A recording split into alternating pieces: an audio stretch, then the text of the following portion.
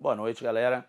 Vamos para uma dica de física aqui, de gravitação, que é algo que costuma cair muito na prova do UNB, tá? Então nós vamos começar, com lei de Kepler. Dá uma olhada aqui. Primeira lei de Kepler diz que os planetas giram em órbitas elípticas com o Sol em um dos focos, tá?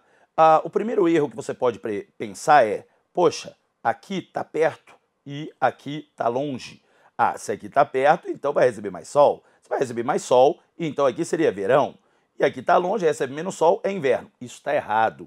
A própria prova costuma te induzir a esse erro, tá? O que acontece? Esse ponto aqui ele tem um nome, é o ponto mais perto do Sol, chama-se periélio, tá? No periélio, eu estou recebendo mais Sol?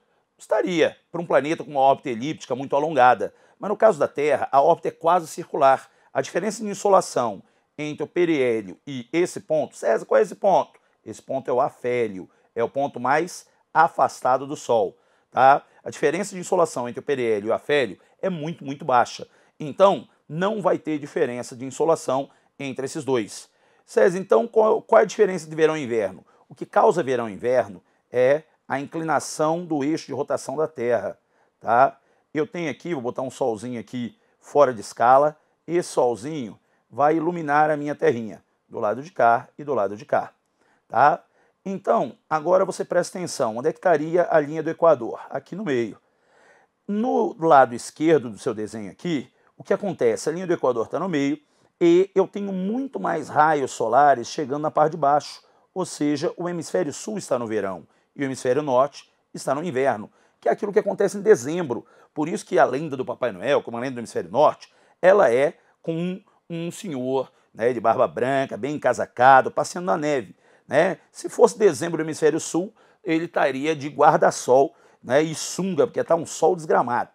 Agora, você presta atenção no lado oposto. Esse lado oposto é o que a gente está agora em junho, entrando julho, Junho e julho você vai ter isso. Lá está sol demais e é verão, e aqui nós começamos a ter um friozinho e é inverno, tá? Então, quem define verão e inverno não é, tá, a distância da Terra ao Sol. Quem define verão e inverno é a inclinação do eixo de rotação do planeta.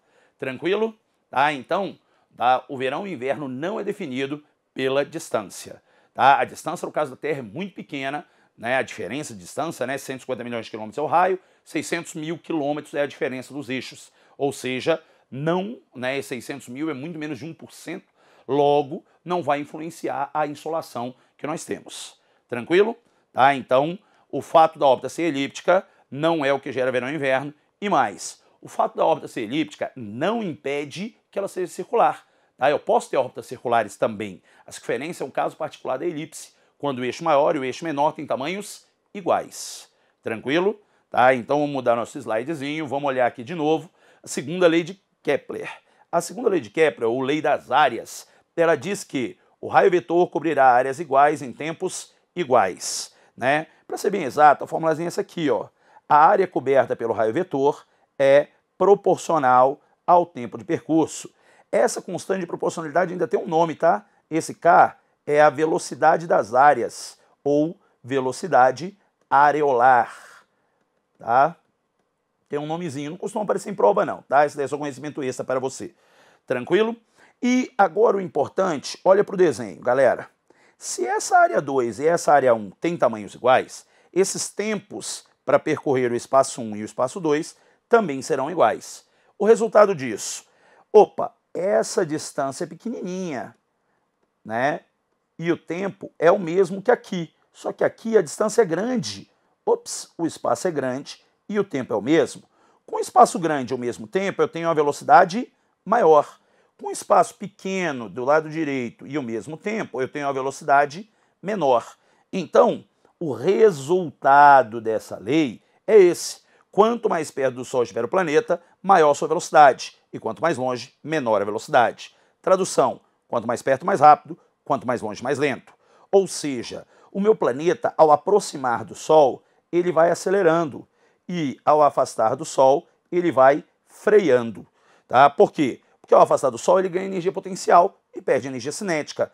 Ao aproximar, ele ganha energia cinética e perde energia potencial. Tranquilo, galera? Então, essa é a segunda lei de Kepler. Tá? Na segunda lei, então, quanto mais perto, mais rápido, quanto mais longe, mais lento. Não esqueça disso. Porque o pessoal costuma só decorar, né? Áreas iguais, tempos iguais. Sim, qual a utilidade do áreas iguais, tempos iguais? Tá? Então a utilidade é essa. Perto, rápido, longe, lento. Tranquilinho? E vamos para a terceira lei, a mais importante, a mais provável de cair em qualquer prova de vestibular do país. Não só para a UNB. Tá? Enem, ESCS, FUVEST, Unicamp, todo mundo gosta de perguntar disso. Por quê? Porque tem uma formulazinha, tá? E essa formulazinha é importante, e o uso dela é importante. Então, olha aqui, no desenho de novo.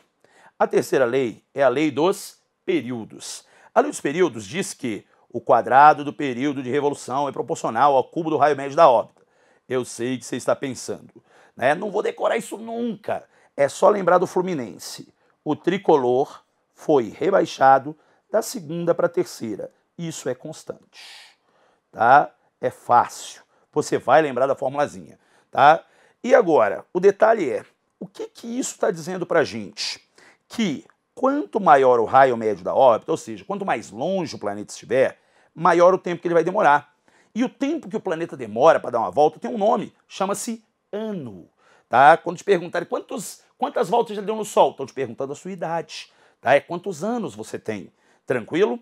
Então, o fato de estar mais longe faz com que ele demore mais. Por exemplo, Mercúrio, tá? Mercúrio tem um ano de 78 dias terrestres. Tá? A Terra, você sabe, né? Se não souber, nós estamos enrolados, né, velho? Tá? 365 dias. E Marte gira em torno de 684 dias. E Plutão, você não faria aniversário. Plutão dá 247 anos terrestres aproximadamente. Ou seja, lá ninguém completa um ano de idade, ninguém dá uma voltinha no Sol. Tá? Por quê? Porque ele está muito longe. Então, quanto mais longe eu vou demorar, mais para dar uma volta. Tá? Agora, olhando para a equação completa, tá vendo o 4π² sobre Gzão em mão? Isso aqui é a constante. Essa massa é a massa do astro central, tá? É a massa do astro central. César, por que você está dizendo isso? Porque já foi pergunta de prova também, o quê? Como é que se calcula a massa da Terra? Você vai pegar o tempo que a Lua demora para dar uma volta, que é de mais ou menos 28 dias. Você vai pegar o raio médio da órbita dela, que é aproximadamente 384 mil quilômetros, e você conseguiria calcular a massa da Terra. César, eu não sei esse Gzão. Sabe sim. Esse Gzão aqui é a constante de gravitação universal. Tá ele aqui, ó, avisando, constante de gravitação universal.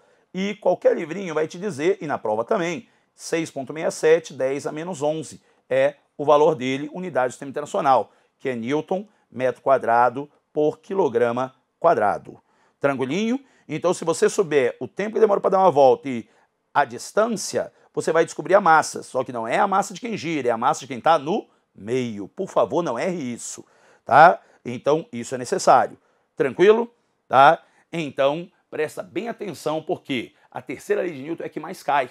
Tá? Então, você tem que saber, você tem que lembrar e tem que lembrar, tá? Tem que lembrar, presta atenção aqui, ó. Você tem que lembrar da nossa constante, 4π² sobre Gm. Parece estranho, parece uma fórmula grande, mas você tem que lembrar. Se não lembrar disso aqui, nós estamos enrolados. Por quê? Porque já caiu, inclusive, em outras provas, tá? Com a massa do aço central diferente. Então, você teria que isolar o 4π² sobre G, jogando essa massa do aço central para lá, fazer isso para o planeta 1, fazer isso para o planeta 2 e depois comparar os dois. Tranquilo? Então, esse aqui é o que mais vai aparecer na prova, é o mais provável de aparecer na prova. Tá? Até porque você pode fazer comparações, né? T² sobre R ao cubo da Terra, com T² sobre R ao cubo de Marte, com T² sobre R ao cubo de Júpiter, com T² sobre R ao cubo de qualquer coisa que orbita o Sol. Sério, eu posso botar com T² sobre R ao cubo da Lua? Não, a Lua gira em torno da Terra. A Lua eu poderia comparar com quem? Eu poderia comparar com outro que gira em torno da Terra. Tipo, um satélite artificial que a gente mandou para lá, a nossa Estação Espacial Internacional, mas eu não poderia comparar Terra com Lua usando essa formulazinha direta. Por quê? Não estão girando sobre o mesmo aço central, em torno do mesmo aço central. Tranquilo? Então, muito obrigado, né, pela audiência. tá? Dê uma estudadinha, dá uma corrida atrás, que costuma aparecer isso na sua prova. E muito boa prova.